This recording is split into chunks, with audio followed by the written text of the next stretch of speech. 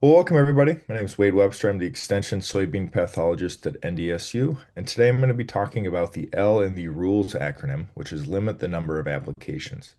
Now, this can apply across pesticides as a whole, but today we're just going to be focusing on fungicides. So we understand that fungicides are an essential tool. This is probably one of the most used management strategies that we have for many of our fungal diseases that we experience. However, the over-application of these fungicides can lead to a lot of different issues, including agronomic, economic, as well as the development of resistant fungal populations, which have been talked about earlier within the rules acronym.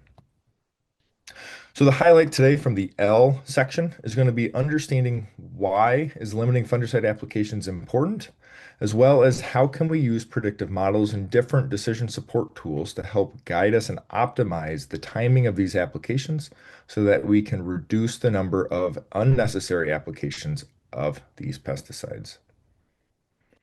So one of the problems that we experience is the use of calendar-based application strategies. Now, this is when fungicides or pesticides are applied consistently at the same time every single year, regardless of disease pressure. Now, one of the issues is that these disease pressure does change from year to year as well as from field to field. So every single field and every year does not oftentimes need fungicide applications. And in many cases, these unnecessary applications do not provide any yield benefit to that particular field, especially when disease risk is low. Now, overuse of these applications can lead to greater economic inputs, very little ROI on that, leading to economic stresses. Additionally, the use of these unnecessary applications can accelerate the development of this fungicide resistance to many of our key pathogens and pests that we deal with in field crops. So by limiting the fungicide applications, again, the economic impacts are very high. Consistently, when we make fungicide applications in research trials in low disease risk environments, the yield protections are very rarely going to offset the cost of that fungicide application. Again, not being ROI positive. Now, in many cases, we like to look at the environmental conditions to determine what is a high risk or a low risk for disease pressure. And one of the common strategies that we have is with the U.S. drought monitor map that many of us use throughout the season. Now, as we can see, there's certain areas of this map that are abnormally dry to moderate to severe drought.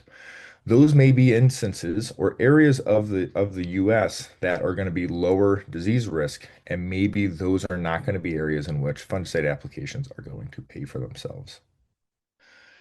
Now, another key consideration is the development of resistance. And so again, this has been discussed at length previously, but we are going to emphasize the importance of overusing fungicides can lead to unnecessary selection pressure against these fungal populations, increasing the risk of resistance developing. We have seen a few of our fungal populations starting to develop resistance to fungicides, specifically QOIs and DMIs. And one example would be our Cercosporus hygienus species within the frog eye leaf spot disease. Now, just because we want to limit fungicide applications does not mean that there aren't cases in which we need to apply them once or maybe even two times. And so situations in which more than one application of fungicide makes sense are when that environment is highly conducive. Now, very specific diseases that we see this with are potentially with white mold, tar spot, and rust. And so we are going to talk about white mold here. We know that white mold does require flower structures to be present in order for infection to occur. And so if we have a particular variety that is highly susceptible with a very long flowering period, then there may be instances in which the fungicide applications may need to have a second pass if we're still again in that flowering period. But in many cases, if we can time those fungicide applications for the most optimal risk of disease developing, we can avoid a two-pass program with only a single-pass fungicide application. Now, predictive models are another tool for helping to time the use of these fungicide applications. And predictive models oftentimes use both environmental as well as cultural practices, which could include row spacing, planting populations, or could be canopy closure. Now, when we input these environmental weather, they oftentimes go into a mathematical model as what we see in the upper right-hand side. Now, these are two particular models that are developed out of the University of Wisconsin, looking for the development of apothecia of the white mold disease. The apothecia on the left-hand side are the white mold mushrooms that develop, and if these are present, then ascospores or spores are going to be present, potentially leading to disease risk. Now, as an example, we have Hartley, Iowa here from 2019 on the lower right-hand side of the screen. That black line represents the risk probability throughout that growing season. And if we think about flowering period, oftentimes we think the month of July for flowering in soybeans. As we can see, that black line does start out really high or higher, highest part of the season in June, and starts to drop down during the month of July. Now, we use a 40% risk probability to guide our fungicide applications, meaning if that black line is above that red line, a fungicide application is recommended, and if it is below it, it is not recommended. Now, these predictive models can be a tool for timing those specifically, again, based off of these environmental conditions, oftentimes humidity or leaf wetness, some sort of moisture component, as well as temperature. And these do depend on the different disease that we are looking at. Again, they can also use canopy conditions such as closure, which is again very important for the white mold disease, as well as growth stage of that particular crop. Now, these models, oftentimes, the purpose of the benefit of these is that when the risk is low, these will help guide decisions for farmers of whether to make applications or not, helping them gain the confidence in order to skip an application and saving that potential cost.